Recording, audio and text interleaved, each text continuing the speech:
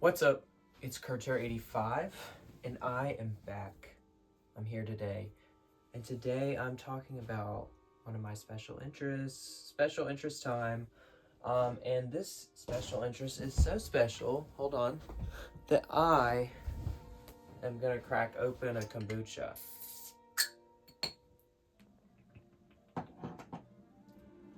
Cheers. That's the hibiscus one, delicious. Recommend it every time. Okay, so today we're talking about I'm Thinking of Ending Things. The book. Oh crap! Oh crap! Oh crap! I wanted to change into my comfy sweater because it's like the one that Jessie Buckley wears in the film. It's not really that much like it, but it's similar vibes, right? So, I have read the book. I just finished reading the book yesterday. For the first time, actually. I started it a while ago, but I read the book for the first time, and I watched the movie again, and I took a bunch of notes. I took like pages and pages of notes. So I am going to go through it and explain it in a minute, but I'm going to give like a quick little review of it because why not? So, but also I know that there's a bunch of people that didn't really like understand it, and that's not like a bad thing, but the only reason I understand it so much is because I've watched it like 7 times. Like, you can check my letterbox, it's in my YouTube bio. So I love this movie, and I really connect to it a lot, and this book now. And I think it has a lot of important themes to discuss, but that is a little trigger warning up front. This is overwhelmingly, this book and this film are about suicide. So if that's not something that you are comfortable with kind of thinking about right now, just like don't. Then why are you here? Okay, the book is called I'm Thinking of Ending Things. So, yeah, the book is, let's start with the book. The book is a lot different from the movie at the end, but most of it is the same. It is very confusing, very thriller-esque, and very like, mind fuckery kind of vibe, but it's never in a way that's like annoying in my opinion, and I think the book is just fantastic. I think it's great, and I think the way the story is told in the book is a lot different. There's much more of a twist in the book, whereas in the film, the twist that's in the book is much more gradually given to us, which I respect both ways of going about that. But I think the book is a very good one that you would want to reread unless you've seen the movie and you know what the ending is, like I have, because I already knew what the twist was, and so I like knew what was going into the book. I knew what it was going into. I knew what the framework going into the book was, so it was a lot easier for me to pick up on a bunch of things. And I was annotating the book. Um, it's crazy. That's how much I like this movie. I'm annotating a book just for no reason, like for no one, except for you now. But okay, and then the film is one of my favorite films of all time. It is some of the most beautiful cinematography I've ever seen, some of the best performances, and the themes that are like in the film are just so heavy but are tackled so well in my opinion. And I just think it's such a fun puzzle to unwind, and once you kind of get it, it all clicks and it all makes sense, and it's all just so like earth-shattering and like insane. Why are you doing all that? So that's what I think of the movie and the book. They're both incredible. If you haven't watched them, if you haven't watched or read, go watch or read. I don't recommend reading or watching it first. I think they're both incredible. If you watch it first, then you're gonna know what's going on when you start reading it. If you read it first, you're gonna know what's going on when you're watching it. So it's just kind of a choice that you get to make. And I do want to reread the book because I think it would be great. So, yeah. Now I'm spoilers for the rest of it. Okay, spoilers for everything, and I'm thinking of ending things like this is all the beans. All the beans are out right now. All my balls are out right now. All the beans are out. So let me make sure that hold on. Actually no, Rocco's sitting on my legs, so I'm not gonna do anything. So the way I was thinking about doing this is that my notes are set up so that way I have it kind of in the sections that the movie takes place in, and I have notes for each section that I took while watching it. The earlier notes are not as intense because I didn't start taking notes until a little bit later in. So these ones are just like from IMDb that I kind of was like, okay, what do I need to remember from that? But they get a lot more like intricate as it goes on. And I also do write really big, so it's probably not even that many notes. But and so I was thinking that I'm gonna explain what the framework is of the movie, and then I'm gonna go through these notes, through the entire film, and kind of explain how that makes sense and how that fits in. Because and how like I'm just gonna talk about it. So buckle up, Buttercup.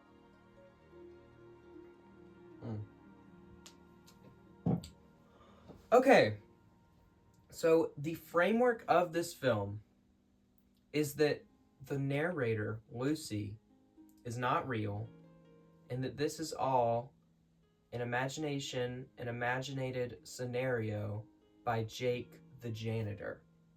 Not young Jake, but Jake the janitor, of him going on a date and like being in a relationship with this woman.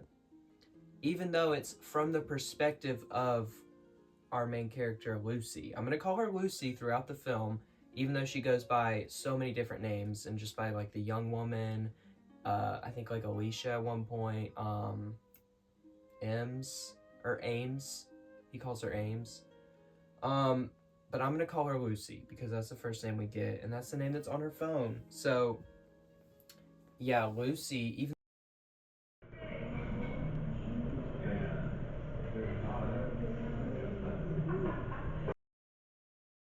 though we get Lucy's point of view, that's old Jake pretending to be Lucy in a relationship with him, going to see their parents.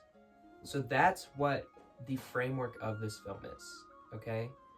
And this is as Jake is dying of hypothermia, killing himself in the truck outside the school. So, with that in mind, we're gonna get going. So, this is the first drive. So, she gets picked up, and we immediately hear her inner thoughts, and she's like, I'm thinking of ending things. And she's not sure about this relationship, and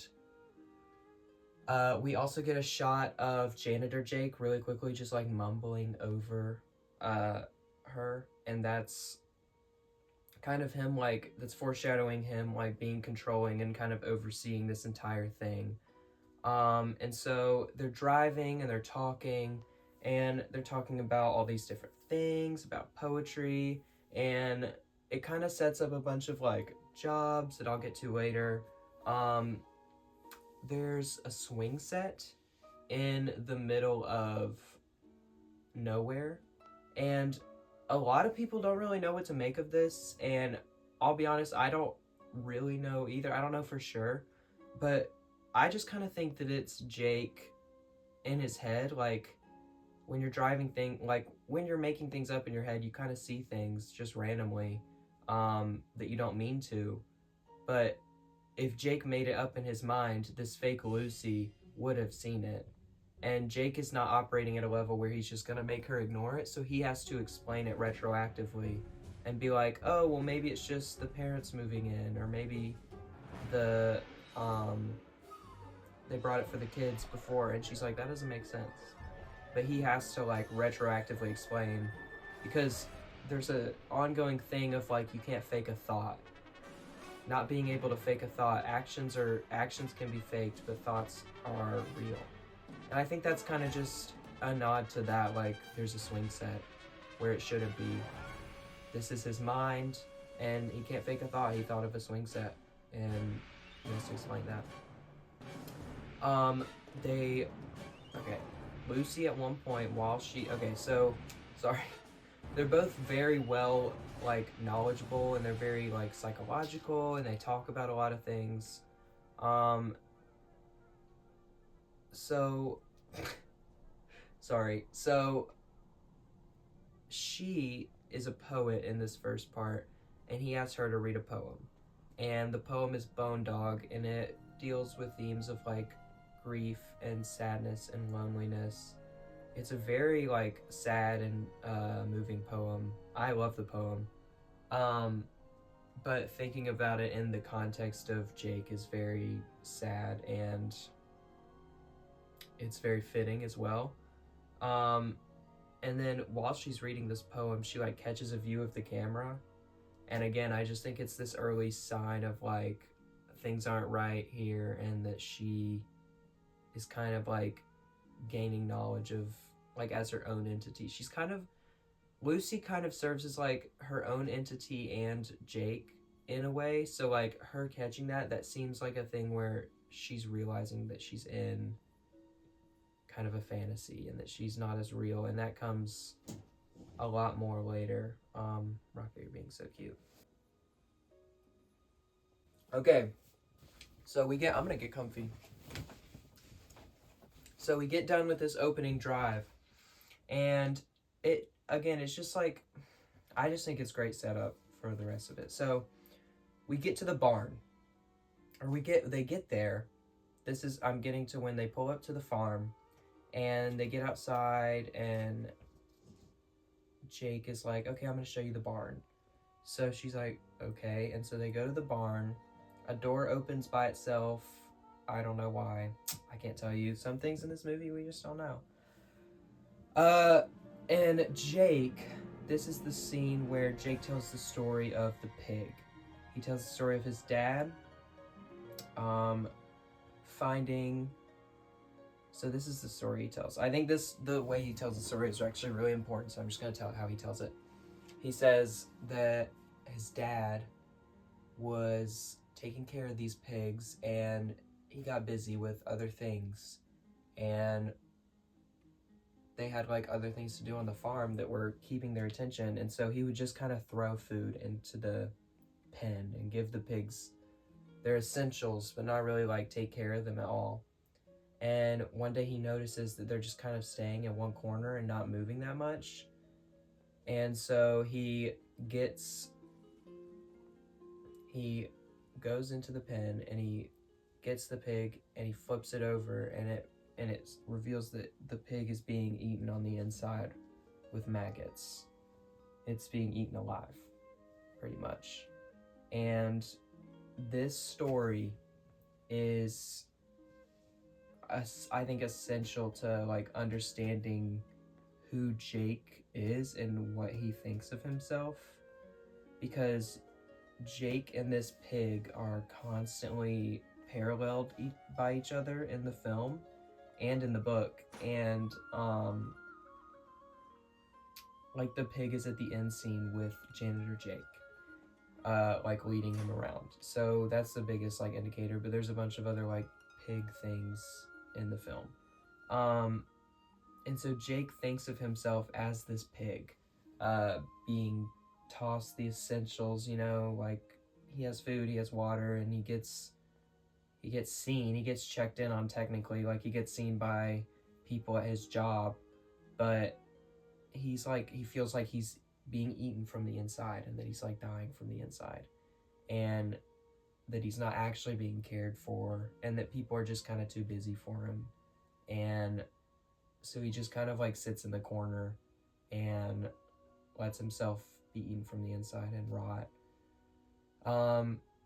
When this clicked for me, I really had a rough go of it. I was very emotional, but it's very it's insane. It's so sad, but it really shows, like, who Jake is as a person, and, like, how low he is at this point in his life, I guess. Okay, so Jake also in this scene is kind of just like moving illogically throughout it. He's like in one part and then in another part. And so it's just kind of like he's moving around and it's just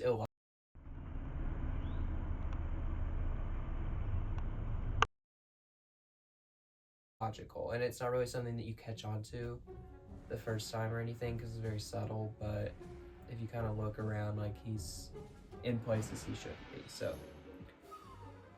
So they finish that and they walk out and they go inside and they go pre-dinner. This is pre-dinner party.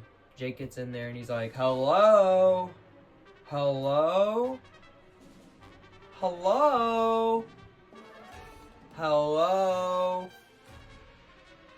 hello. And then they go like, oh, sorry, Rocco, I scared my dog. And then his parents are like, we're coming. And he's like, okay. So they walk in and Lucy is noting, and this is especially prevalent in the book, and I think they do a good job of it, of kind of like portraying it in the movie, is that everything in this house is so old. Is really... I thought someone came home. Is really old. Like almost too old. Like a very, very, very old is the point. And so that's because if Jake, as an old man, is imagining his parents' house, that's gonna be old as fuck. And so I like the addition of like everything is super old and super like really old. I don't know. It's like a good, I don't know. Okay, so he also, there's a point where they look at the wall and they're looking at baby pictures, and Jake is looking at one of the baby pictures and he's like, or no, Lucy's looking at a baby picture and she's like, who is this? Who's this on your wall? And he's like, you can't tell? That's me. And she's like, no, that's me, I thought. I'm sure of it. And it's just great. I just love the hammering home of like in the beginning how like disorienting it is, and like how like much it feels like Charlie Kaufman, the guy that made the film, like wants you to get it. Like he wants you to understand this movie. He has laid out all the parts and he's like, I think he's trying his best to get the film across. And he's definitely not like making it as much of like a twist as it is in the book. So that's a big fixture. And then they look at the basement and, you know, Jake is talking about how he hates the basement, actually, and that he wishes the basement didn't exist, and that he hates the basement, and that he never wants to go down there. And that is, I think, just like a kind of a representation of his feelings and his like deep depression and his anxiety and his like secrets about life, and his secrets from Lucy, this woman that he's dating. So he's like, we're not going down the basement. Yeah, and then she's like, why are there scratches on the door? And he's like, from the dog, of course. And the dog is also something that I hear a lot of, like, what's going on with this dog? Because you only see it shaking and like in like weird frames. So like, I think the reason it's only shaking in that one frame, because there's a shot of the dog where it's just like shaking and it doesn't stop for like a long time, and she's like, oh, and then it cuts away. And it's because I think it was probably just a dog that he had when he was really young. I saw this on the Dead Meat podcast. Shout out the Dead Meat podcast. They did an episode on this, even though it's not really a horror movie. And I thought they were very insightful. But this is just like a moment of, like, the dog was maybe very young when it died. Or, no, sorry. Jake was probably very young when the dog died, and so it's probably just like very fast glimpses of memories that he has of this dog, and so he just remembers it shaking. It's not, yeah, the dog doesn't mean anything. I think it's what the dog is doing, and I don't know. Okay, and so Jake's parents come down. Jake's mom is extremely erratic and weird, and is just seems like she's manic, and she's just like on the edge of killing 15 like people. Like, she's not doing well, I would say. Like, and then the father is just very disconnected, it seems like, and very nonchalant, and he takes everything at face value, and yeah, he's just a very like average Joe kind of. Well, that's mean to say, I don't mean it like that, but he's very, you know what I think you do know what I mean though. So at one point, Lucy, they're talking, making weird conversation. Lucy is like, yeah, I'm a painter. Wait, I thought you were a poet. What's going on there? Yeah, I'm a painter. Do you want to see some of my paintings? I try to invoke emotion out of my landscape drawings, out of my landscape paintings, without people in it. And Jake's dad asks a very poignant, like, not poignant question, but poignant in the context of the movie in the book, and not the book, in the movie, and he asks, how can a picture be sad if there's not a sad person in the picture looking sad? And I think that's just like such a good contrast with the final shot of the film being probably the saddest shot of the film, just being the white backdrop, which we'll get to that, but I'll get back to how that connects. But yeah, Jake's dad is not a fan of the abstract, but that's okay. So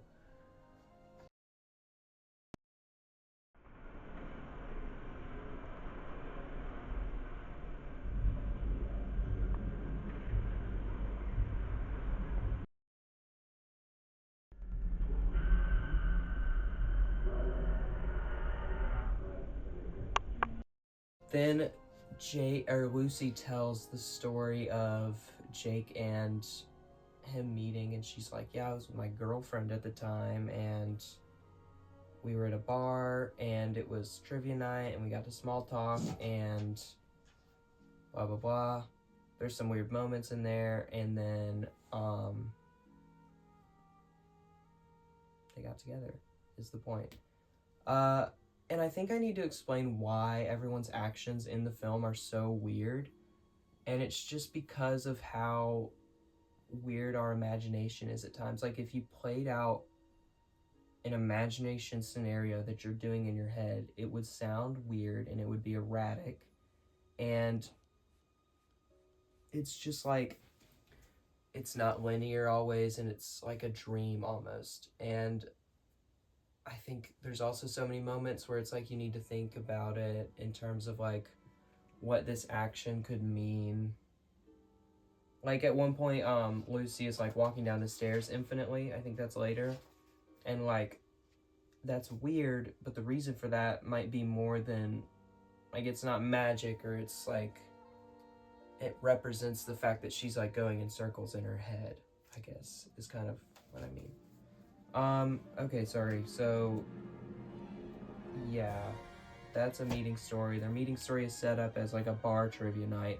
And then Lucy gets a call from her own number, which is very interesting, and it's kind of saying like there's only one question. The question is revealed like, will you keep living?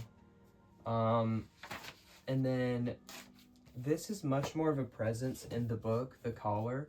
He calls a lot more and leaves these messages. He has a high-pitched voice, which is super creepy, and is more of a threat. More of a threat throughout the book, it feels like. in this one, it's kind of not as big of a deal, but it still serves its purpose, I think. But the caller is just another version of Jake, I think, just like tunneling, like talking to Lucy through the phone, kind of. There you go. Okay, he's gonna sit in my lap, and I'm gonna drink a sip of my. You're not gonna. Okay, you're gonna sit next to me. That actually works out good for me because I can look at my stuff now. So after dinner, there's cuts to the janitor. There's cuts to the janitor throughout the whole movie, which again shows like there's a connection between the janitor and this relationship that's happening, and then afterward, Toni Collette. By the way, oh my gosh, I need to mention the actors. Toni Collette and I know it's like David something. I don't remember. Are incredible. Just some of the best. Just David Thewlis. That's his name. Yeah, Toni Collette gives this amazing performance. I especially love her, and David Thewlis is great. It's just like average show. So during dessert, Lucy mentions that she works with the elderly, again, switching up her job, but that she works with the elderly and that she thinks it's, that the world is incredibly unkind to the elderly, and kind of drives that point home. And yeah, if you're Jake, that you're probably like, yeah, I feel kind of cast away right now. And this film kind of go into the treatment of elderly people in society and their kind of how often they're disregarded and cast away for no reason, because they're kind of some of the smartest people around and they have the most knowledge. So it's kind of weird to throw them away, but the way that society kind of casts old people down instead of holding them up is, especially in America, I think this is very America specific, is very cruel at times and sad. So Jake, during this scene, I think it's interesting that he becomes very childlike and very subservient to Lucy. Like there's a part where she feeds him cake, which is the biggest indicator that he's just kind of regressed into his childlike state. I think it's I think it's interesting that happens when his favorite childhood dessert comes out, chocolate Yule log. And so I think that kind of triggers his kind of younger state, and he doesn't talk much during this. And then it's during the scene that Jake's mom talks about her tinnitus and how she's always hearing things, and she hears voices, and at one point she says she is asking maybe it's sharing the secrets of the universe to me, but I don't know. And I can't really explain this. I don't think I have a great explanation for it, but I just think it's very moving and very and sad. And her tinnitus, I think, is just Jake remembering her being unwell, and because she's obviously mentally ill, and I think it comes as a result of Jake's mental illness as well, and his mom kind of dealing with that. And that's especially hammered home in the book when Jake tells a story of his brother bringing home a lot of stress for his parents, that his brother became depressed and suicidal, and that caused Jake's parents to become very upset too, especially his mother, and then it's revealed that he doesn't have a brother. And so it's clear in the book, and I think it's very heavily implied in the movie, that Jake's mental health issues have affected his parents as well. And I think on top of that, his mom is suffering from some sort of mental illness and what is it? Tinnitus.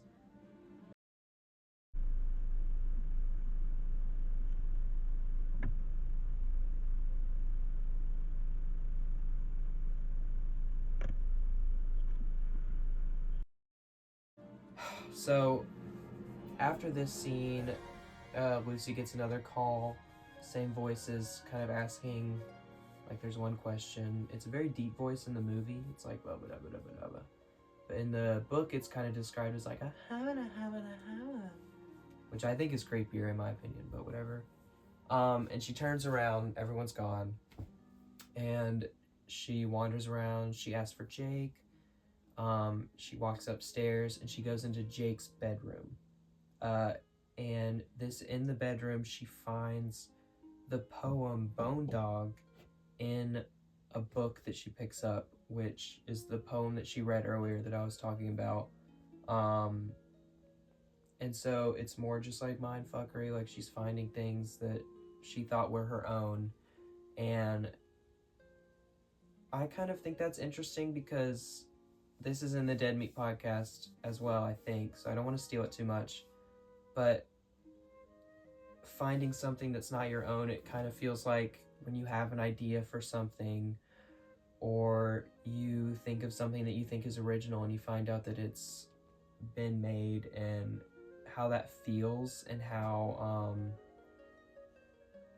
how upsetting that can be, and how like unoriginal it makes you feel as a person. And so it kind of brings that out, as well as just kind of doubling down on Lucy becoming increasingly like unaware of what's real, that she's kind of meshed with Jake,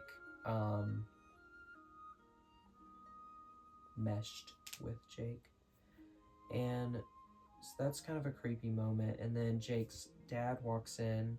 He's very old now, like he looks like he's aged 30 years, and he has dementia. He has Alzheimer's or dementia because everything's labeled in the room, and he just kind of talks about life. And this scene is rough. My grandma has Alzheimer's, so the scenes with Alzheimer's really strike for me, and especially kind of drive home like the how hard it is to be elderly, which is another kind of theme in this, is how much we need to raise up elderly people because of how hard it is. You think of like, what do we do with elderly people? We put them into like a nursing home and treat them like children and come and visit them every once in a while. So like, so, I don't know, that is what happens with a lot of elderly people. And so I think this is kind of commentating on that. And yeah, it's a hard scene for anyone to watch. So yeah, there's also foreshadowing of a Pauline Kael book in Jake's room that'll come in later. And then she walks across the hall to Jake's mom's room, where Jake is feeding his mom, who is now aged up 30 years as well, and is extremely old.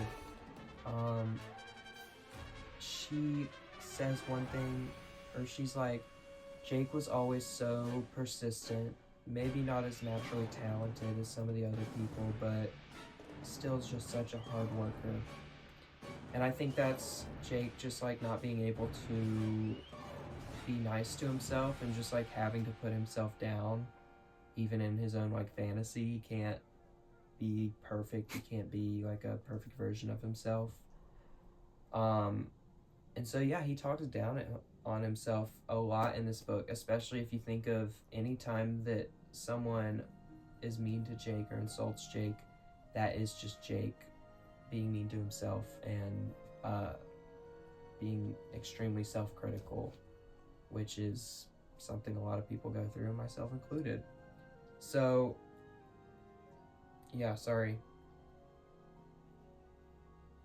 Oh, this is a good shot. There's a shot where Lucy looks out the window and there's snow on just the car. There's snow blowing, but it's just on top of the car.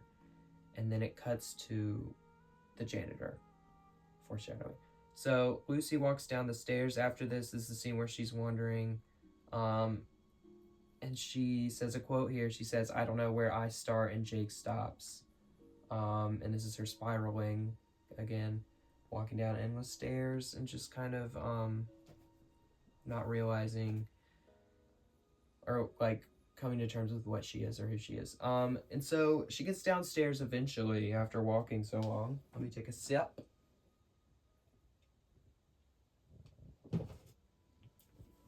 And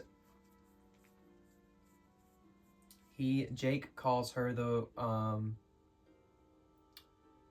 Jake tells the story again of whenever he and Lucy met. And he tells, so I'm going to tell this part first actually. So there's a cut at one point to the janitor where he's watching a movie in the lounge, and we just kind of like sit and watch this movie with him for like a solid like 5 minutes. And this scene is kind of heartbreaking to me because the movie is like this waitress that comes in and she's like taking her order, and this guy behind her is kind of like standing there, and she's like, "What are you doing here? What the fuck? That's stupid. He's our idiot in training." She kind of ate, but whatever. Whatever. And then he walks in and he's like, no. Sorry. And then this old man is like, "Should I get the Santa Fe burger or this burger?" And she's like, "That's a hard decision." And then the guy behind her is like, she doesn't know because she's a vegan and she's a vegetarian and she is an animal rights activist, and she's so much more than just a waitress, and she's so much more than just this, and she is all this other stuff, and I love her, and I love her for just being her, and I want to be with her. And then he gets kicked out and she gets fired, and that's the end. So this scene is important because it's Jake. This is, I kind of imagine this is something that Jake wants to happen to him. He wants somebody to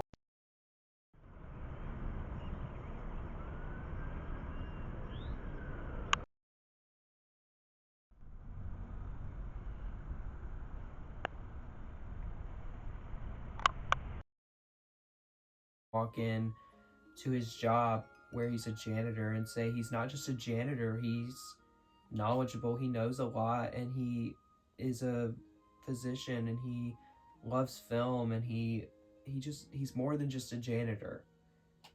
Ugh. It's so sad. That part really gets me. So that connects, and then when she comes downstairs, I think that cut happens somewhere there, but Lucy comes downstairs. Sorry, I'm scrambled, by the way. I'm really scrambled throughout this whole video. I'm gonna be scrambled. Lucy comes downstairs, and Jake is with his elderly father, and he's like retelling the story of when they met, and he says, "Remember, you were my waitress, and I asked you for the Santa Fe burger." And so he's, even in his fantasy, in his imagination, he's imagining himself as this elderly man just like talking. Sorry, my phone died. So even in his imagination, he's imagining himself as this elderly man that's asking for a burger and being very passive, instead of imagining himself as this like guy that's professing his love for everybody. He kind of just wants to be seen, but he doesn't want to be like he doesn't want to put himself out there, but he wants to be seen. And so I think that's really sad. And then she gets down there, and Jake leaves after that, and Jake's mom comes in, and she's all chipper, and she's like, "What's up? What's up? What's up?" Jake. Oh my gosh, this is also a pointer to how much Jake's mental health affected his mom. Sorry. Mm, yeah, she like talks about how Jake's mental health is draining her. That's just what I wrote here. And then she says, go to the basement and can you go wash this and put it in the basement? Don't let Jake tell you what to do. Go look in the basement and go to the basement. And there's some cool sound design at that part. I can't explain that, but there is. And so she walks down to the basement. Jake is at the top, screaming at her like, "Don't go down to the basement, please." It's very muffled. Then she looks up and it's snowy. She gets down there and she opens up the laundry. This is the big reveal. If you haven't gotten it yet, this is kind of like,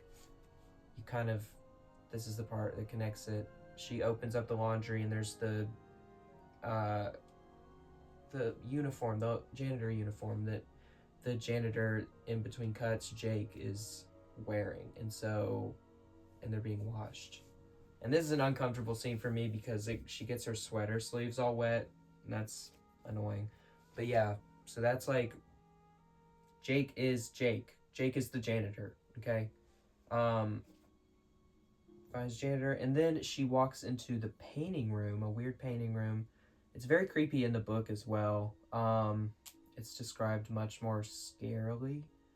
But in the movie, she just walks into the painting room and she finds her own paintings that she had showed the dad at the dinner table. They're her paintings, but they're all signed Jake. And then she goes to her camera roll and she sees if she has any photos, and all of her photos are gone. And yeah, this is her just disassociating, and it's just like a mind fuck of like, yeah, what's going on here for her, which is weird.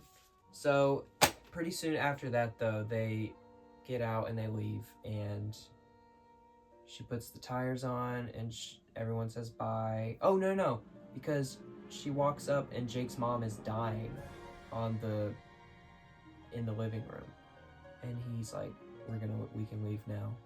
And then her dad walks in, youthful, and gives her a hug, and it's very emotional, and leaves. And so they leave. They put the snow chains on, and this second drive right here is what I think most people have trouble with. Most people have trouble staying awake during, and even if they do, they find it pretentious and boring. And I find this whole section is just Jake before he's dying, just brain dumping. Just brain dump. I've written brain dump on here. It's just a brain dump for Jake as he's dying. This drive back where it's just them talking about Pauline Kael reviews, asking about the parents, and then what is it? They talk about society and the lie of it all, and it's very boring at times. The Pauline Kael review especially is like kind of like, what's going on here? But if you think about it in terms of Jake, and then also if you think about it in terms of he's remembering this Pauline Kael review that he saw when he was a kid, and yeah, and this review is very interesting because it's a very negative review about a very loved movie, A Woman Under the Influence. And so yeah, this review probably left an impression on him, because when you see somebody that you respect review something and they review it poorly or they review it differently than you, it's very like, it makes you question what you believe and what your own opinions are. And that's an interesting idea. I think that it kind of comes across. And then so that review definitely stuck with him, and that's why I think it's in there. Also, Lucy talks about how fuzzy the night is. She like gets things inconsistent and she doesn't really know what happened. And her thoughts start to be interrupted by Jake. Every time she says she's about to say, "I'm thinking of ending things," something happens, or he cuts away, or he starts talking. And then during this, Lucy starts to smoke, just inconsistent stuff. She says, look it up to him. And then later, after Tulsi Town, we'll get to that. After Tulsi Town, he says, look it up. And she's like, I hate when you say that. And it's like, okay, well, you're the one that said that. So that's interesting. And then Jake also talks about how he hates the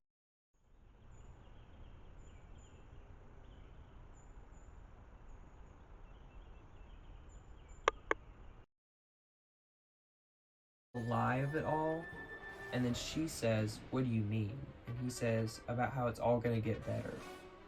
And I think that that is very sad in the context of an elderly man's mind, because you can't really tell, like, an 80-year-old man it's going to get better. Because it's not. It's not going to get better, and that's a really dark thought to have to sit with. And it's scary, I think. So, taps into that. It's very scary. They pull up to Tulsi Town. The employees are students at the school. They're in different shots. But yeah, the employees of the Tulsi Town are students at the school. And Lucy says that she remembers her from somewhere. Again, just like they're the same person. This was a funny line I just wrote down. One of the girls is like making their fucking thing, and she's like, fucking blizzard out there, fucking burr in here. And it was really funny. But then it's followed up by this poignant line by Lucy where she says, I was just thinking the exact same thing. And then at the end is the saddest part, where this student is talking to Lucy and she's like, I'm scared. I don't want you to move forward, like, through time. You don't have to do this. You don't have to go. And yeah. Ugh, so sad. I think that's Jake wishing that someone would say that to him. So this is the final drive. Okay, guys, we're at the final drive. So there's a point where Lucy mocks him. Again, I've talked about that, but like, he can't even help but kind of put himself down in his own imagination. And she also mentions how cold she is. She's like, I'm freezing. This is probably pretty late into Jake's killing himself of hypothermia, so he would probably be getting pretty cold. Someone at one point says there's never a way back, which is, sad. Jake is talking to Lucy about a book of essays written by David Foster Wallace, who's an author, and he's talking about his essays, and then he says he killed himself. And she says, yeah, I think I knew that. And he says, yeah, he was only ever known for his suicide. He wasn't known for all the other things he did. And I think Jake relates to that a lot, because he feels like trapped, because if he does decide to kill himself, he feels like that's all he'll be known for. Even though he is very, like, knowledgeable and well known, and he's a good guy. Like, we watch him, a version of him, a pretty accurate version, I think, of him throughout the movie, and he's like a fine person, and yeah, he doesn't deserve what society and he doesn't deserve what's happening to him, is the point. And so that's where he gets hung up on killing himself, I think. But ultimately, I think he's just like, I've already not put anything out there, like, I'm already not going to be remembered. I might as well be remembered for this. So there's a point where Lucy switches to the girl from the TV, which is very disorienting and weird. And then they turn off to the high school to drop off their burrs. Their burrs, and they're talking again. Jake says he knows every room in the school because he works there. He's talking about how he thinks youth is admirable. And he says, yeah, there's something... Yeah, he's just like, there's something to it, and I respect it more. And, yeah. They arrive at the high school. There's a truck outside that has frost all over its windows. And it's the truck that janitor Jake gets into at one point. And during this final drive, the windows are getting frostier and frostier. So it's just kind of showing how he's getting closer to the end. Um, he goes to throw his stuff out. He comes back. They start to make out, and then Jake says that he felt someone watching. And that is, I think, just janitor Jake feeling embarrassed for and like guilty and like weird for having imagined that he would be like making out with this woman that he doesn't know. He feels like a pervert kind of for that, I think, and so he kind of is getting mad at himself for doing that. Yeah, I think that's a problem that Jake struggles with a lot, even, is just like people finding him, like how he's perceived by other people, because there's a part where he's like looking at a woman or a girl in a play of Oklahoma, and she sees him looking at her and she gets uncomfortable, and so he looks away, and it's like something that like people just kind of assume that he's weird or that he has bad intentions, but he doesn't. He was just genuinely admiring what she was doing, like, cause she was singing and dancing. And so I think that's sad, that assumption that gets made, and how he has to like double check what he does to make sure it doesn't come across as weird, even though someone else could have done it and it not be weird. That's my point. And so he storms out and he goes, and she's like, "Don't do this." And so he's like, "Oh, maybe." And she questions to herself. She says, "I wonder how long it would take to die of hypothermia. Maybe that wouldn't be such a bad way to go out." It's sad. She walks out. She goes into the school because she's looking for him, and she finds a dumpster full of burrs, of just more like infinite amount of just these ice creams. And I think that's just a nod to how many times Jake has played this scenario over in his head, and he's just like a man of, he just keeps playing it over in his head hoping that it's real, and it's just not. But I think that's a manifestation of that. And so he gets to the high school, and she hides from the janitor at first, which again is pushing the home of people being scared of him for no reason, because whenever he gets up to her, she's not scared, but also like you can't really blame her. But it is still a sad outcome of the fact that he's a man that's elderly alone with a woman. Like, he's a threat. So, but I'm not defending, like, I'm not saying that that's bad that women would have that sense, but for Jake it is sad. So he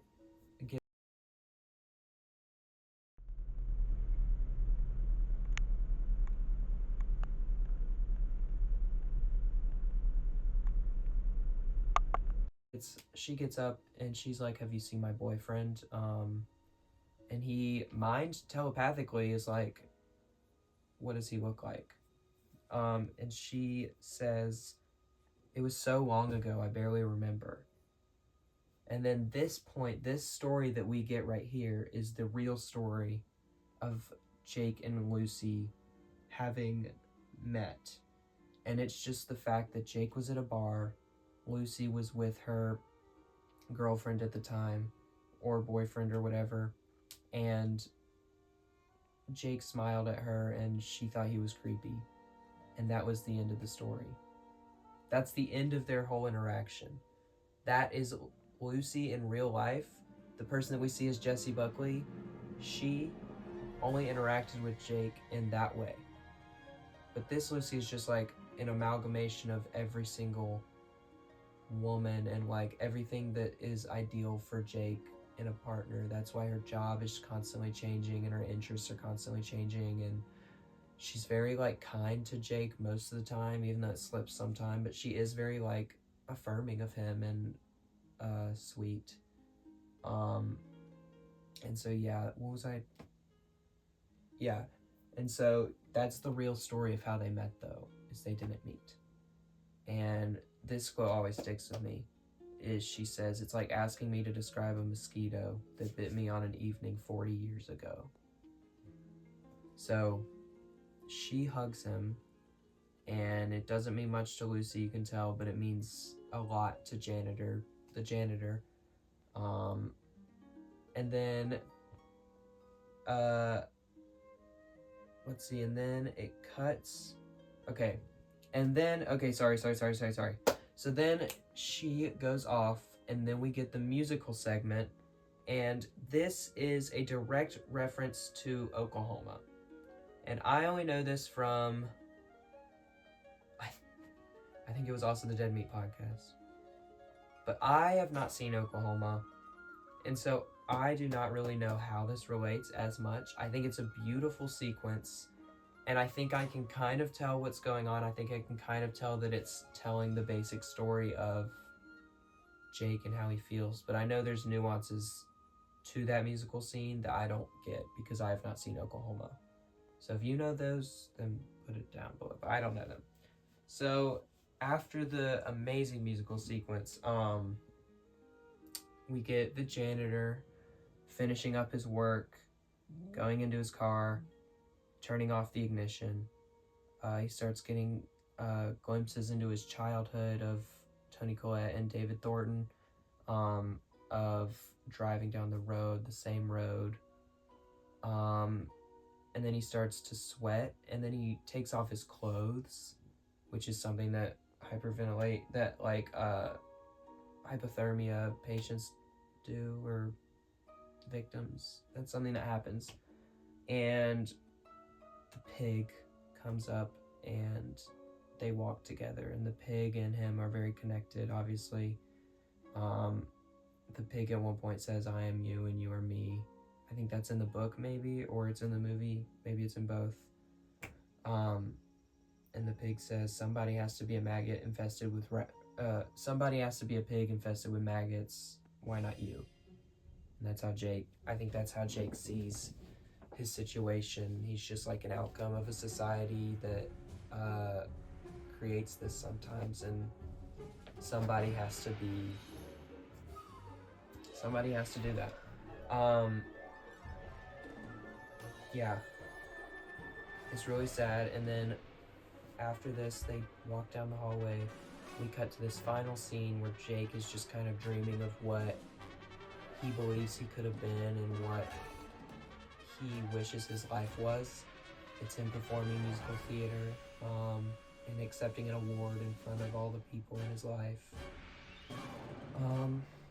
And then he thanks everybody, and then the final shot is the most heartbreaking. It's just the truck that the janitor got in, completely snowed over, and he has killed himself via hypothermia.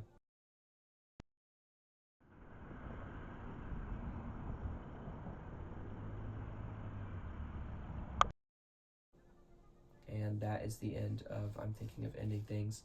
He kills himself a lot differently, a lot more brutally in the book, actually. He, stabs himself with a coat hanger multiple times, and it's very bloody, apparently. But it's a lot more simple in the book, or in the movie, and it's a lot more, I think, subtle, I guess. And, yeah, just kind of, gives off the impression of it being just a decision that he was thinking about all day, and he just was like, okay, I'm just gonna do it now. I have to do it now. So yeah, one of my favorite films of all time, and one of the best novels I've ever read, in my opinion. I think a lot of people didn't love this, but I couldn't get enough. I loved it.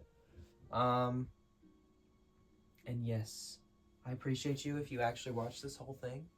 Well, maybe I should get some final thoughts. Hold on. Yeah. I've discussed the themes throughout, and I just think it's so important to,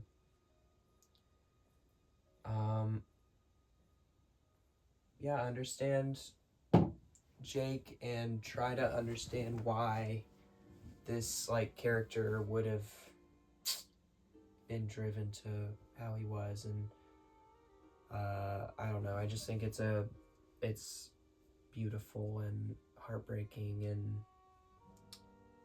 very amazing.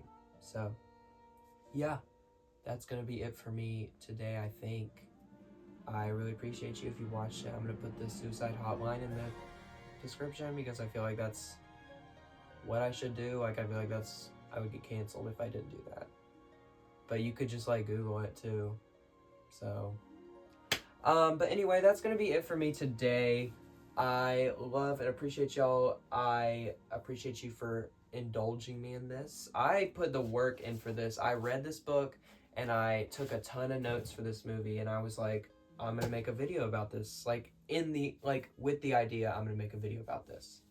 So this was kind of like my big one. I'm gonna go back to regular videos, don't worry. But yeah, I appreciate you for watching, and that's gonna be it for me today.